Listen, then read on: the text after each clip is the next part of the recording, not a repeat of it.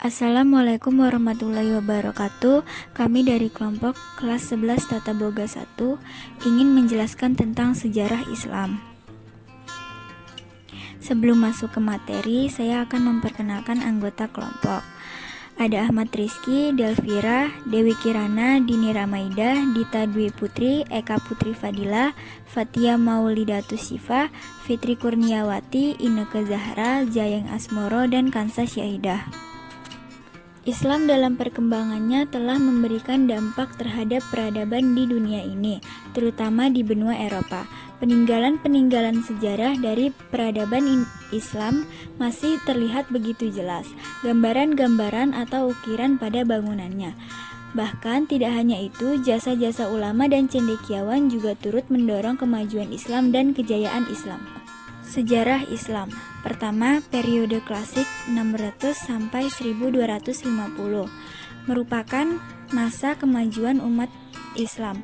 Dibagi menjadi dua fase, yaitu fase ekspansi integrasi 600 sampai 1000, fase disintegrasi 1000 sampai 1250. Pada kurun waktu itu terdapat dua kerajaan besar, yaitu Bani Umayyah dan Bani Abbasiyah.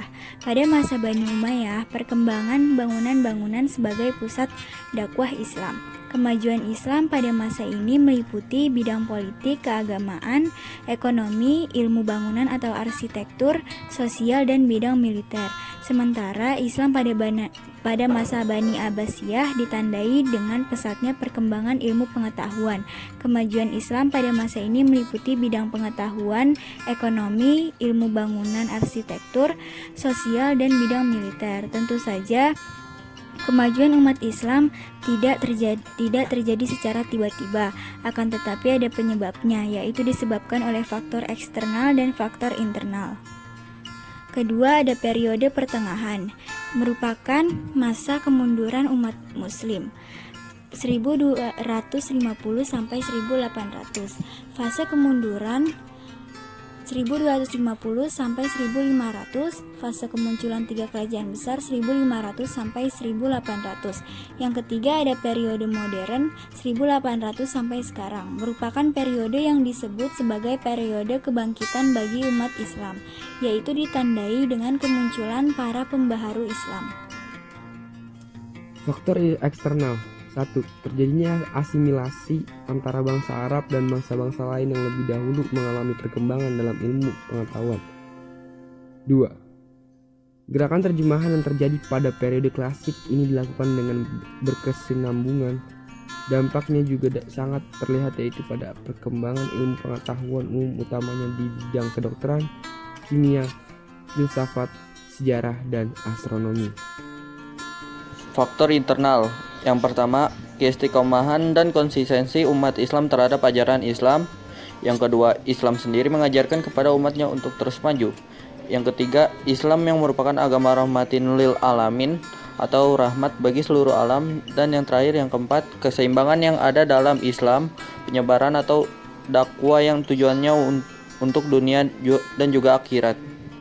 Tokoh-tokoh Islam yang memiliki semangat berijtihad dan mengembangkan berbagai ilmu pengetahuan.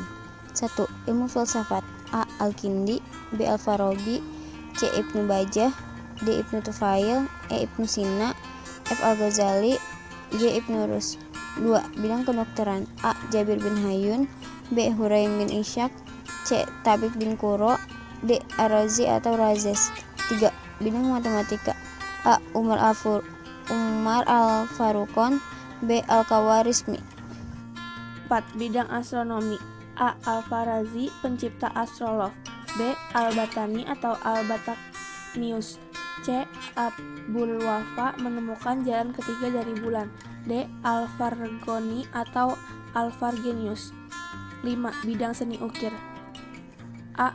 Badr dan Tarif 961 sampai 976 Masehi.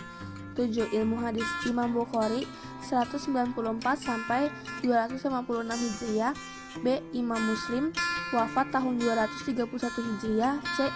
Ibnu Majah wafat tahun 273 Hijriah, D. Abu Daud wafat 275 Hijriah, At-Tirmizi dan lain-lain. 6. ilmu tafsir. A. Ibnu Jarir At-Tabari. B. Ibnu Atiyah Al-Andalus, wafat tahun 1947 Hijriah. C.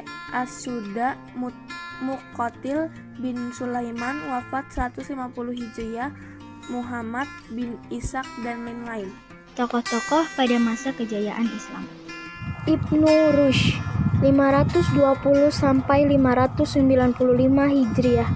Nama lengkapnya Abu Al-Walid Muhammad Ibnu Rushd, lahir di Cordova, Spanyol pada tahun 520 Hijriah dan wafat di Marrakesh, Maroko pada tahun 595 Hijriah.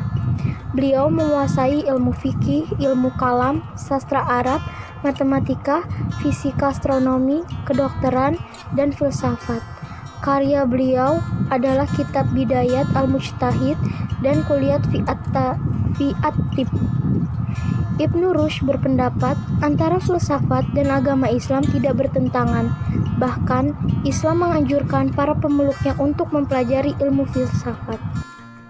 Al-Ghazali 450 sampai 505 Hijriah. Nama lengkapnya Abu Hamid Al-Ghazali. Lahir di desa Ghozalah dekat Tus, Iran Utara pada tahun 450 Hijriah dan wafat pada tahun 505 Hijriah di Tus juga. Adapun jasa-jasa beliau terhadap umat Islam antara lain sebagai berikut. A. Memimpin madrasah Nizamiyah di Baghdad dan sekaligus sebagai guru besarnya. B. Mendirikan madrasah untuk para calon ahli fikih di Tus. C.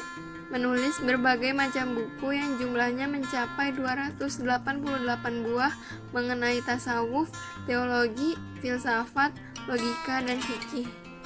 Al-Kindi 805 sampai 873 Masehi. Nama lengkapnya Yakub bin Ishaq Al-Kindi. Lahir di Kufan pada tahun 805 Masehi dan wafat di Baghdad pada tahun 873 Masehi. Hasil karyanya di bidang-bidang filsafat, logika, astronomi, kedokteran, ilmu jiwa, politik, musik, dan matematika. Beliau berpendapat bahwa filsafat tidak bertentangan dengan agama karena sama-sama membicarakan tentang kebenaran. Beliau juga merupakan satu-satunya filosof Islam dari Arab. Ia disebut Failasuf al-Arab atau filosofi orang Arab. Al-Farabi 872 sampai 950 Masehi. Nama lengkapnya Abu Nasir Muhammad Ibnu Tarkan Ibnu Uzlaq Al-Farabi. Beliau lahir di Farabi, Transoksania pada tahun 872 Masehi dan wafat di Damsyik pada tahun 950 Masehi. Beliau keturunan Turki. Al-Farabi menekuni berbagai bidang ilmu pengetahuan, antara lain logika, musik, kemiliteran, metafisika, ilmu alam, teologi, dan astronomi. Di antara karya ilmiahnya yang terkenal berjudul Ar-Rayu Ahlul Al-Madinah wa Al-Fadilah atau pemikiran tentang penduduk negara utama. Ibnu Sina 980 sampai 1037 Masehi. Nama lengkapnya Abu Ali Al-Husain Ibnu Abdullah Ibnu Sina. Lahir di desa Afshana dekat Bukhara, wafat dan dimakamkan di Hamazan. Beliau belajar bahasa Arab, geometri, fisika, logika, ilmu hukum Islam, teologi Islam, dan ilmu kedokteran. Pada usia 17 tahun, ia telah terkenal dan dipanggil untuk mengobati Pangeran Samani, Nuh bin Mansur. Beliau menulis lebih dari 200 buku. Sekian dari kelompok kami, kurang lebihnya mohon maaf. Wabillahi taufiq wal hidayah. Wassalamualaikum warahmatullahi wabarakatuh.